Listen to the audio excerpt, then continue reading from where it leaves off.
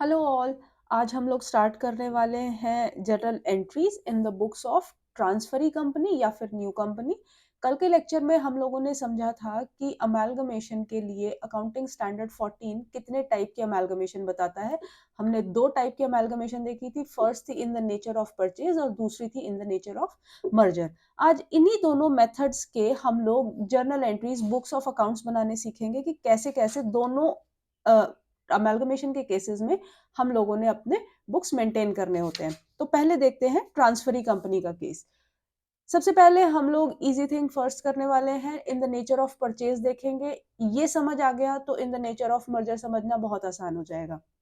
तो सबसे पहले स्टार्ट करते हैं। देखिए ट्रांजैक्शन हुई क्या, सबसे पहले हमने बिजनेस परचेज किया, मतलब नई कंपनी ने बिजनेस को परचेज किया। जब हम कुछ भी सामान परचेज करते हैं हमारा हो जाता है एक्सपेंस, तो हम लोगों ने all expenses to be debited golden rule में सीखा था, तो वही हमने यहाँ पे कर दिया। Business purchase account debit to liquidator of old company, मतलब जो बंदा हमारा, जो इंसान हमारा बिजनेस को लिक्विडेट करवाता है, खत्म करवा रहा होता है ओल्ड कंपनी के बिजनेस को, उसको लिक्विडेटर कहते हैं। और लिक्विडेटर को यहाँ हमने एज अ क्रेडिटर के फॉर्म में डाल दिया, तो हमारी एंट्री बनती है business purchase account debit to liquidator of old company. Second हमारा ट्रांजैक्शन होगा, मैंने आपको बताया था बिजनेस टेक ओवर करने का मतलब सारी की सारी एसेट्स और सारी की सारी लाइबिलिटीज को ले लेना।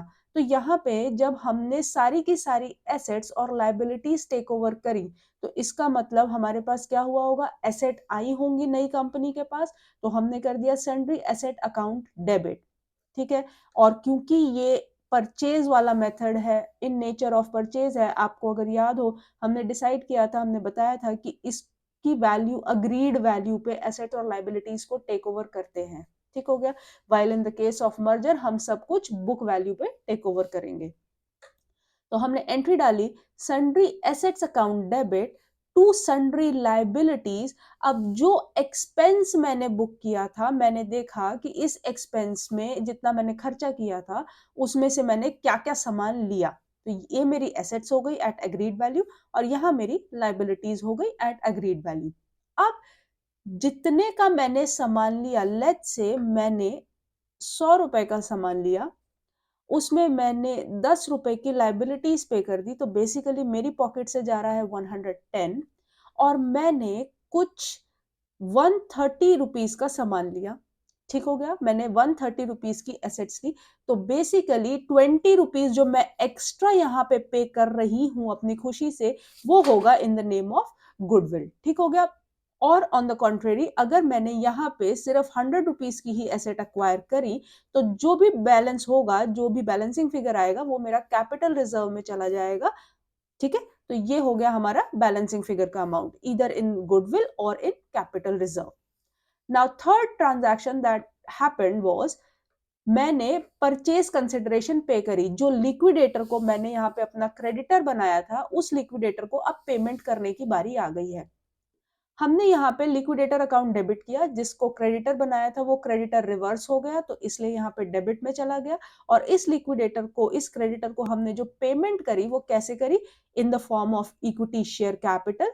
ठीक हो गया, in the form of cash, या फिर हम लोग जो भी हमारा बैलेंस बच जाएगा, या हमने कुछ अगर सिक्योरिटी प्रीमियम भी मंगवाया है तो वो भी यहाँ पे मेंशन हो जाएगा।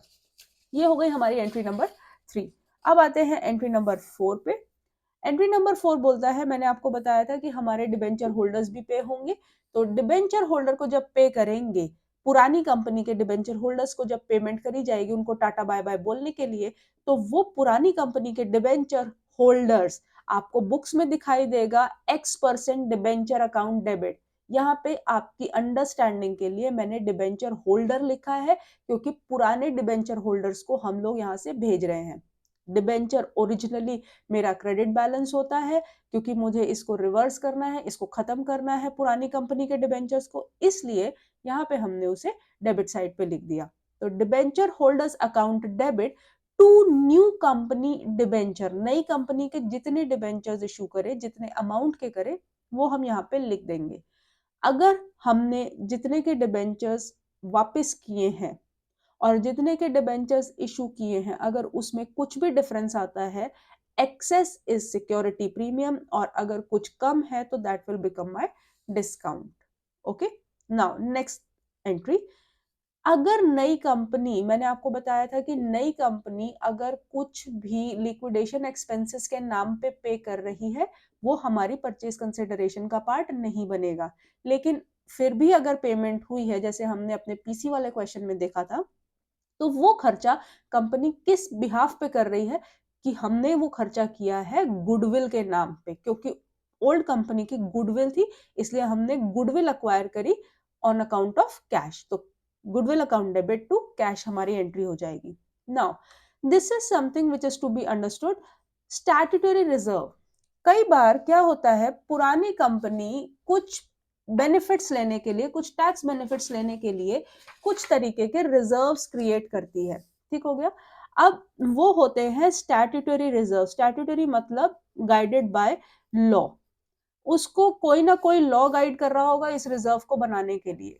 अब इस रिजर्व को बनाने के बाद जो लॉ है वो आपको बोलता है कि अगर आप ये reserve for x number of years बनाते हैं तो हम आपको उतने सालों का टैक्स बेनिफिट देंगे। ठीक हो गया।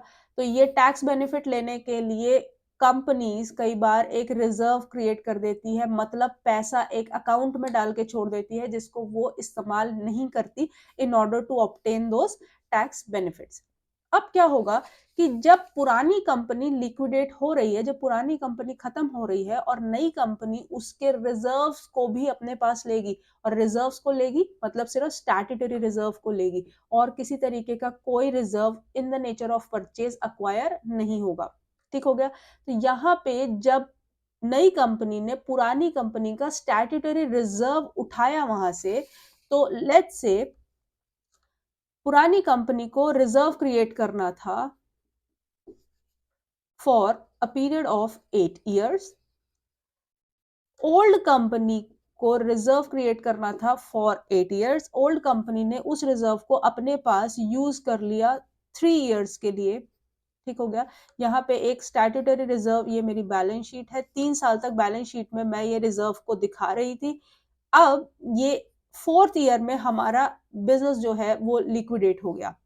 4th ईयर में हमारा बिजनेस जब लिक्विडेट होगा तो ये सारा रिजर्व, स्टैट्यूटरी रिजर्व उठ के किसकी बैलेंस शीट में ट्रांसफर हो जाएगा, ये चला जाएगा न्यू कंपनी के बैलेंस शीट में। लेकिन अगर न्यू कंपनी खुद वो रिजर्व क्रिएट कर रही होती तो मैं एंट्री डालती P&L account debit to statutory reserve. But ये न्यू कंपनी का खुद का तो रिजर्व है नहीं, ये तो कहीं से उसने उठाया है, और किस बेसिस पे उठाया है, वो उठाया है अमेलगमेशन को एडजस्ट करने के लिए। तो इसीलिए हमने यहाँ पे P&L न डाल के एंट्री डाली है amalgamation adjustment account debit to statutory reserve. Okay, ये हो गया। अब 7th एंट्री मेरी आती है contra item. Now what is it, इसको ऐसा समझेंगे कि दोनों कंपनीज, वेंडर कंपनी मतलब जो खत्म हो रही है कंपनी, जो कंपनी बेच रही है मतलब old company, and the new company, transferee company, आपस में एक दूसरे के लिए डेटर और क्रेडिटर थे। ठीक है, ऐसा हो सकता है, बिल्कुल ऐसा हो सकता है कि बिजनेस में मैं आपसे ही सामान खरीद रही हूँ, आप मेरे डेटर हैं, मैं आपकी क्रेडिटर हूँ, और मैंने ही आपका बिजनेस परचेज कर लिया, ये बहुत पॉसिबल है। तो इस एंट्री को कन्वर्ट करने के लिए, इस एंट्री को नलिफाई करने के लिए हम लोगों ने एक रिवर्सल एंट्री पास करनी है, creditor account debit to debtor account, simple. फिर उसके बाद एक आता है case unrealise profit in stock.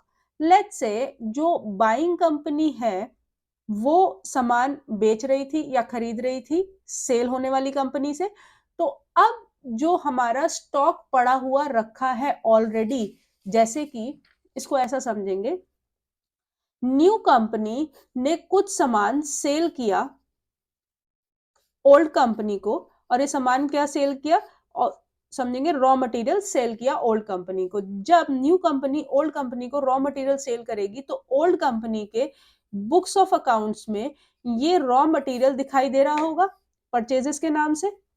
अब ये जब परचेजेस के नाम से यहाँ पे रिफ्लेक्ट कर रहा है, तो इस अमाउंट को अभी भी इन्होंने खर्च नहीं किया, ये परचेजेस को अभी भी सेल में कन्वर्ट नहीं कर पाए, तो इसका मतलब यहाँ पे ये एज अ क्लोजिंग स्टॉक भी दिखाई दे रहा होगा। इस क्लोजिंग स्टॉक में जो ओल्ड कंपनी ने खरीदा उसमें न्यू कंपनी का प्रॉफिट इंक्लूडेड था। बट अब एक बात बताइए, जब बिजनेस परचेज हो गया, जब मेरा बिजनेस परचेज हो गया, तो ये क्लोजिंग स्टॉक अब नई कंपनी के बुक्स ऑफ अकाउंट्स में आ जाएगा। और जैसे ही ये नई कंपनी के बुक्स ऑफ अकाउंट्स में आएगा और इसके अंदर नई कंपनी का ही प्रॉफिट पोर्शन भी इंक्लूडेड है, तो उस प्रॉफिट पोर्शन को नई कंपनी हटाएगी, माइनस करेगी, इसको यहां से रिमूव करेगी। तो उसी रिमूवल की एंट्री है goodwill account debit to stock account. ठीक हो गया। तो ये हम लोगों ने यहाँ पे एंट्रीज देख ली in the nature of purchase. Next lecture में हम लोग इसका एक क्वेश्चन सॉल्व करेंगे, परचेज का क्वेश्चन सॉल्व करेंगे, और फर्दर क्लासेस में हम लोग इसको मर्जर के नेचर में भी देखेंगे और इन दोनों का डिफरेंस भी समझेंगे। Thank you.